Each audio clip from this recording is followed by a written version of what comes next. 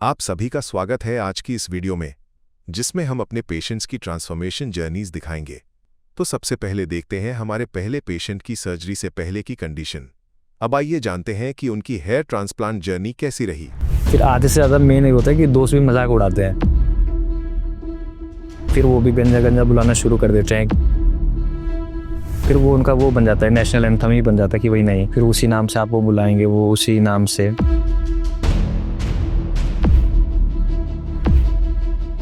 और मेरी सर्जरी जो है वो कल ख़त्म हो गई थी। मेरा नाम प्रियांशु भट्ट है। तो मेरा जो हेयर फॉल है वो स्टार्ट हुआ 2019 से। तब मैं लखनऊ में रहा करता था। तो जब मैं वहाँ से वापसी आया अपने देहरादून में, तो मेरे को पता चला कि अब मतलब बाल झड़ रहे हैं धीरे धीरे ना, पतले पतले होते जा रहे थे बाल। फिर वहाँ से भी कुछ फ़ायदा नहीं हुआ। फिर मैं खुद ही ट्राई करता गया, खुद ही अपने घर पे ना, कभी ये कभी वो शैम्पू कभी वो शैम्पू। और मैंने जो मार्केट में बहुत सारे ब्रांड्स आ रखे हैं नए नए ना, तो उनकी मैंने मेडिसिन भी ली थी, उनके शैम्पूस वगैरह। तो उन ब्रांड्स का जो पैकेजेस भी आते थे वो भी मैंने पूरा लिया। 6 महीने तक, 8 महीने, बल्कि साल भी ट्राई किया मैंने। और मिनोक्सिडिल वगैरह भी यूज़ की थी, बहुत सारे ब्रांड की, एक ही ब्रांड नहीं। उससे जब मिनोक्सिडिल यूज़ करी थी तब तक फ़ायदा था। जैसे ही वो मैंने बंद कर दी, फिर उसके बाद से जो मतलब उससे जो ग्रोथ हो रही थी वो भी वापसी होगी, वो सारी के सारी। और मैंने हेयर से रिलेटेड बहुत सारी जो साइट्स है उस पर भी मैं गया था। उस पर जो डॉक्टर आते थे उनसे कंसल्ट भी किया था। मतलब डायरेक्ट कॉल नहीं हुई, पर जो वो बताते थे कि अपने आप फोटोज़ भेजिए, फिर वो वहीं से बताते कि आपके इतने ग्राफ्ट्स आ सकते हैं, इतने ग्राफ्ट लग सकते हैं। फिर वहाँ से भी फिर मनी उठ गया अपने एक तरह से। तो मुझे लगता है जो मेरे हेयर फॉल का जो मेन कारण है, जो सिटीज़ वगैरह जो हमने चेंज की है, और खासकर मैं पिछले 2-3 साल से मैं देहरादून में रहा हूँ, और वहाँ का पानी मतलब बहुत ख़राब ही मानते हैं, उसमें आधे से ज़्यादा उसमें चूना वगैरह वही पानी है। तो उससे भी वहाँ से बहुत ज़्यादा हुआ मेरा। और जो हमारी जेनेटिक्स है कि मेरे भाई के भी बाल नहीं है, मेरे पापा के, चाचा वगैरह, ताऊ के, मतलब नहीं है, फैमिली में ही ये प्रॉब्लम है जेनेटिक्स की, उनके बाल किसी के भी नहीं है। तो एक तरह से मैं इसे भी मानूंगा कि ये मेन कारण है। और जो मेरा हेयर फॉल है वो अभी देखो, आप देख सकते हो यहाँ तक पहुँच चुका है। ये पिछले 2-3 साल में ही हुआ है, नहीं तो अच्छे खासे थे पिछले 2-3 साल से पहले। अच्छा था, जो भी था अच्छा चल रहा था। तो ये 2-3 साल में जो कंडीशन है वो आप देख लीजिए, ये कंडीशन है। देखो, मेन प्रॉब्लम जो हेयर फॉल से होती है वो होती है आपका कॉन्फिडेंस। इससे कॉन्फिडेंस बहुत लो हो जाता है। आप जब भी किसी अपने फ्रेंड्स के साथ या कहीं शादी पार्टीज वगैरह में, इससे बल्कि ये भी होता है आप अपनी मनपसंद चीज़ें भी पहन नहीं सकते। फिर उसमें भी आपको लगता है कि यार शायद फोटो से तो आप बहुत ही दूर चले जाते हो। और इसका मेन वो होता है, जैसे हम कभी अपने दोस्तों के साथ कहीं टूर पे चले गए या घूमने कहीं चले गए, उनके बाल देखो तो आधों के बहुत अच्छे लगते हैं, फिर लगता है कि काश हमारे भी ऐसे होते। फिर आधे से ज़्यादा मेन ये होता है कि दोस्त भी मजाक उड़ाते हैं, वो भी सोच सोच के कि यार नहीं, फिर वो भी गंजा गंजा बुलाना शुरू कर देते हैं कि एक तरह से। फिर वो उनका वो बन जाता है, नेशनल एंथम ही बन जाता है कि वही नहीं, फिर उसी नाम से आप वो बुलाएंगे, वो उसी नाम से। जब भी हम डेली लाइफ पे सुबह उठते हैं, खुद को शीशे के सामने, मिरर के सामने देखते तो फिर लगता है यार कि मतलब ऐसा लगता है, खुद को ही लगता है कि खुद ही 10 साल हम बड़े हो चुके हैं उससे ज़्यादा। और लगता है खुद को देख के लगता है कि नहीं यार, कॉन्फिडेंस नहीं आता खुद को देख के कि भाई किसी चीज़ में फिर पूरा मन से काम ही नहीं कर पाता आदमी। उसका मन यही रहता है कि यार कैसा लग रहा हूँ मैं, दिखने में कैसा लग रहा हूँ। तो ट्रांसप्लांट के बारे में तब मेरे को पता नहीं था। जब मैं अपनी होम्योपैथी की दवाई जहाँ से ले रहा था, तो वहाँ भी इस बारे में बातें चलती थी कि यार ये करके कुछ होता है, पर उस टाइम मैंने उस पर ध्यान नहीं दिया क्योंकि मेरी कंडीशन उस टाइम पे इतनी वीक नहीं थी। पर धीरे धीरे जब देखता गया, फिर हम यूट्यूब्स पे कहीं ना कहीं एड्स भी आने लगती थी कि भाई, फिर वहाँ से ट्रांसप्लांट के बारे में पता चला, क्योंकि वो एड अपने आप ही स्पॉन्सर हो जाते थे, पॉपअप होके मतलब सामने आते थे जैसे ना। तो फिर वो बताते थे, फिर उसमें देखना स्टार्ट किया। फिर उसमें देख के लगता था कि भाई हाँ, वो बताते थे कि ये इनकी कंडीशंस थी, और फिर ये आफ्टर है, ये इसके मतलब पिछले 1 साल से मतलब ये हुआ कि बहुत सारी साइट विजिट भी करी, उनसे बातें भी करी कि भाई क्या कुछ कैसा। पर मेरे को ये था कि सबसे पहले मुझे जो करवाना है कि यही करवाना है कि भाई अगर इसमें चेंज आ गया तो आने वाले सालों में क्या पता मैं इससे ज़्यादा कुछ कर पाऊँ, जो चीज़ें मैं नहीं कर पा रहा हूँ।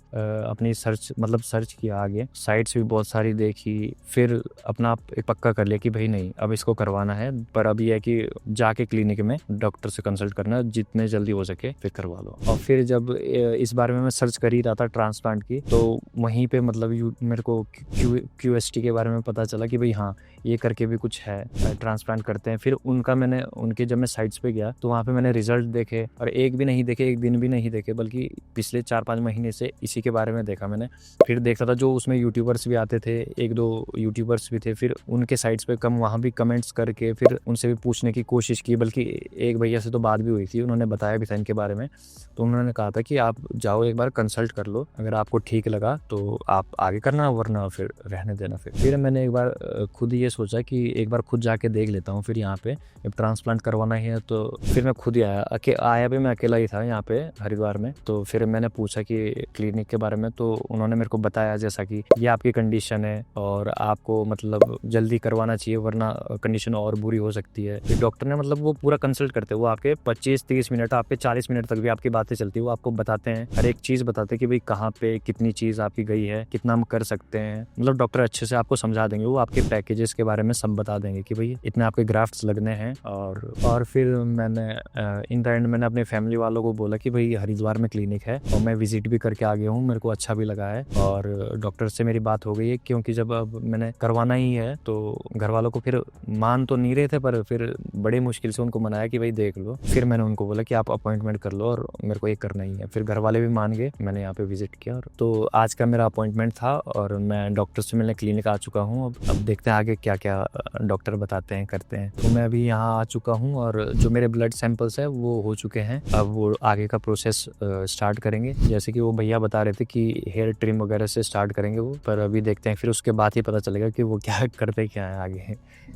ट्रिम करने के बाद वो मेरी हेयर लाइन भी डिज़ाइन करेंगे, उसमें बताएंगे कि आपको स्पेसिफिकली कितने ग्राफ्ट कहाँ से हम उसे निकालेंगे, कहाँ इम्प्लांट करेंगे, पूरा वो प्रोसीजर बताएंगे उसके बाद। और उसके बाद ही पता चलेगा कि आगे क्या करना है करके। इसके बाद जब मेरे लाइन वगैरह बन जाएंगी तो फिर मेरे को ओटी जाना है वहाँ पे, और वहाँ पे मेरा जो सर्जरी वो स्टार्ट हो जाएगी। और उससे पहले थोड़ा नर्वस भी हो रहा हूँ, क्योंकि भाई मैंने इससे पहले नहीं करवाया कभी। इंजेक्शन लगवाते भी तो उससे भी डर लगता है। फिर वो बताते हैं जब आपको एनेस्थीसिया दिया जाएगा करके, तो अभी पता नहीं, अभी एंजाइटी भी हो रही है, पर देखते हैं, अब करवाना तो है ही। तो फिर अब देखते हैं, जब मेरी जैसी सर्जरी होती है फिर उसके बाद मैं आपको अपना एक्सपीरियंस शेयर कर दूंगा। फिर इसके लिए आप वीडियो के साथ बने रहें। Thank you.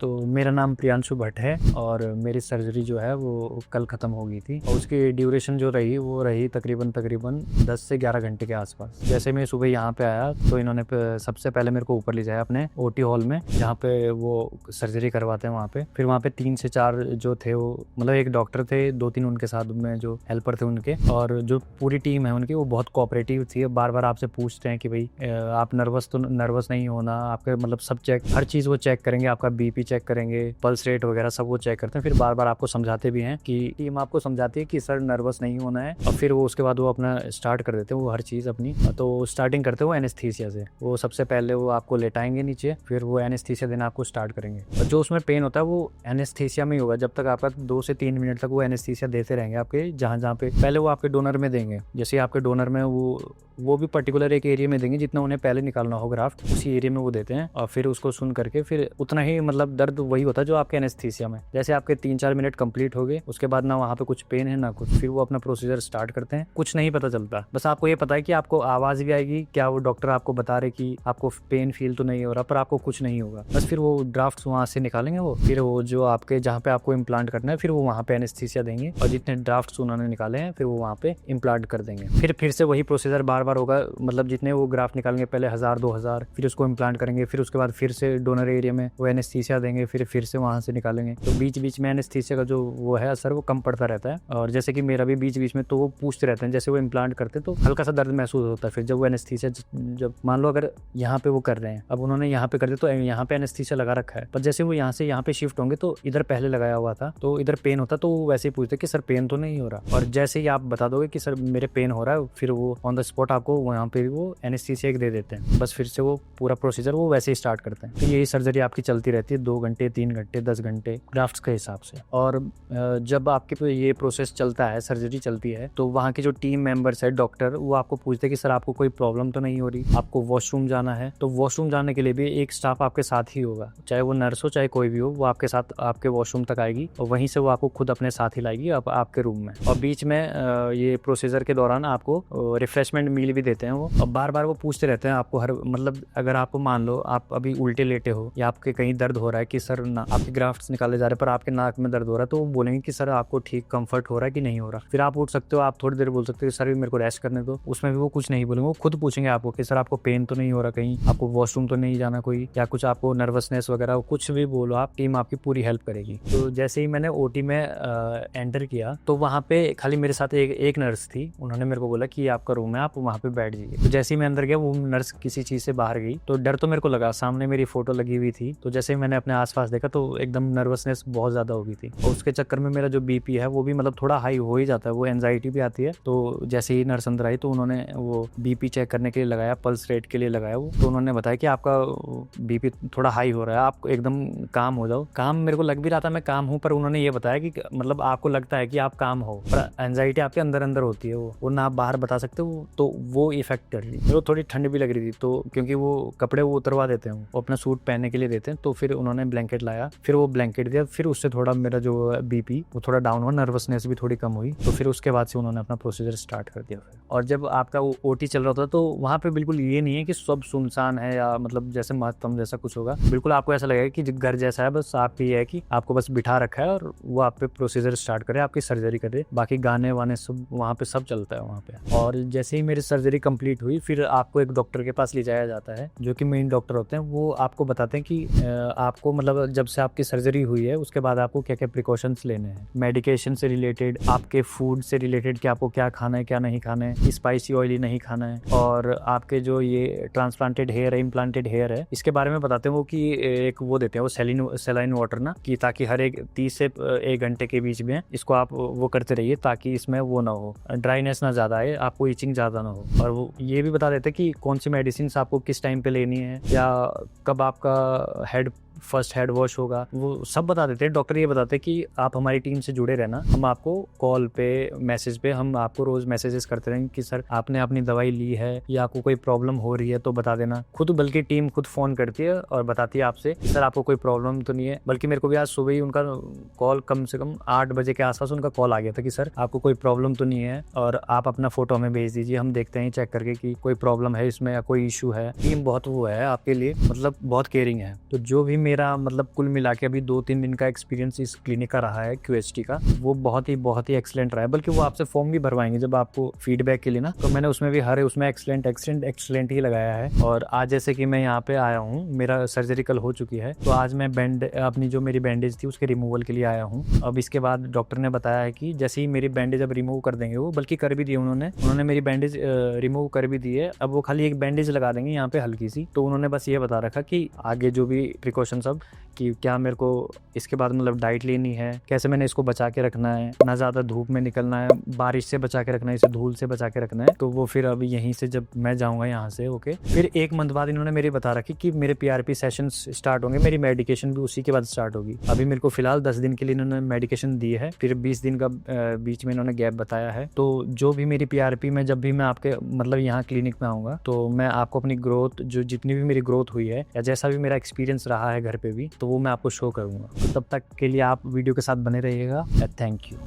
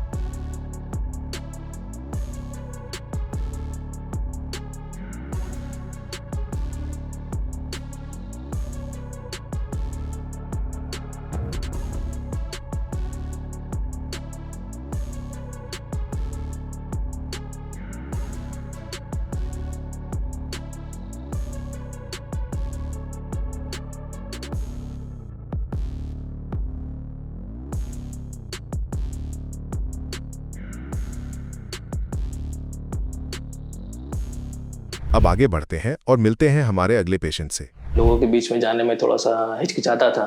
पार्टी हो गया या शादी के पार्टी हो गया या किसी का बर्थडे हो गया तो मैं जाने में थोड़ा हिचकिचाता था। अभी तो वो हिचकिचाहट थोड़ी 50% कम हो गई है। मैं और वेट कर रहा हूँ कि 6-7 महीने बाद और अच्छे रिजल्ट आए तो जो भी मेरे अंदर कॉन्फिडेंस जो बचे वो भी कॉन्फिडेंस आ जाए। 2 महीने पहले जब मैं ट्रांसप्लांट के लिए आया था तो अभी से मुझे डॉक्टर ने बोला था कि आपको लगभग 15 दिन जैसे धूप से बचना है और आपको इन्फेक्शन से बचना है आपको। तो वो सब मैं केयर किया 2 महीने के लिए। और अभी बीच में 1 महीने बाद ऐसा हुआ या 15 दिन बाद शायद ऐसा हुआ कि मेरे शेडिंग फेस चालू हो गए, बाल झड़ने लगे थे। पर अभी ये कंटिन्यू है। डॉक्टर ने ऐसा बताया है कि 2-3 महीने ऐसा रहते हैं फिर आपके बाल ग्रो होने लगते हैं। ट्रांसप्लांट के 2 महीने बाद मेरे अंदर थोड़ी कॉन्फिडेंस आ गई है। पहले कॉन्फिडेंस नहीं था, मैं लोगों के बीच में जाने में थोड़ा सा हिचकिचाता था। पार्टी हो गया या शादी के पार्टी हो गया या किसी का बर्थडे हो गया तो मैं जाने में थोड़ा हिचकिचाता था। अभी तो वो हिचकिचाहट थोड़ी 50% कम हो गई है।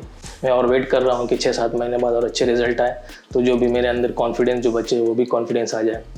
घर वाले भी बोलते हैं कि पहले से तुम्हारा बाल आ गया है, पहले तो नहीं था। अभी मेरा 7 ग्रेड बाल्डनेस था तो उसके अकॉर्डिंग अभी काफ़ी ज़्यादा अच्छे हैं। बस वेट कर रहा हूँ कि 6-7 महीने बाद और अच्छे थोड़ा रिजल्ट आए। और पहले से तो अच्छा है, काफ़ी अच्छा है। यहाँ के लोग सपोर्टिव है और डॉक्टर भी सपोर्टिव है। स्टाफ तो बहुत अच्छे से बात करते हैं। टाइम टू टाइम वो लोग अपॉइंटमेंट मेरे देते हैं डॉक्टर के साथ।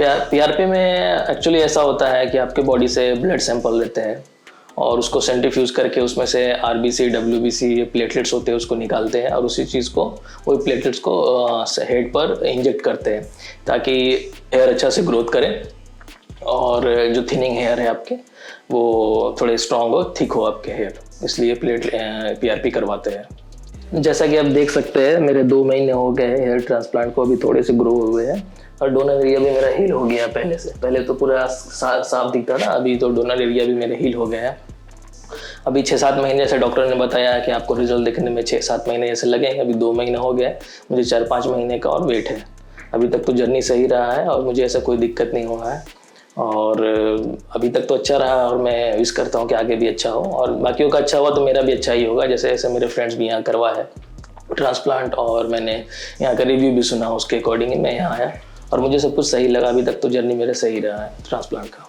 और मिलते हैं अब नेक्स्ट PRP में। अभी मेरे 4 महीने बाद शायद PRP होंगे तो उसके बाद आपको रिजल्ट दिखाया जाएगा और अब तक के लिए थैंक यू।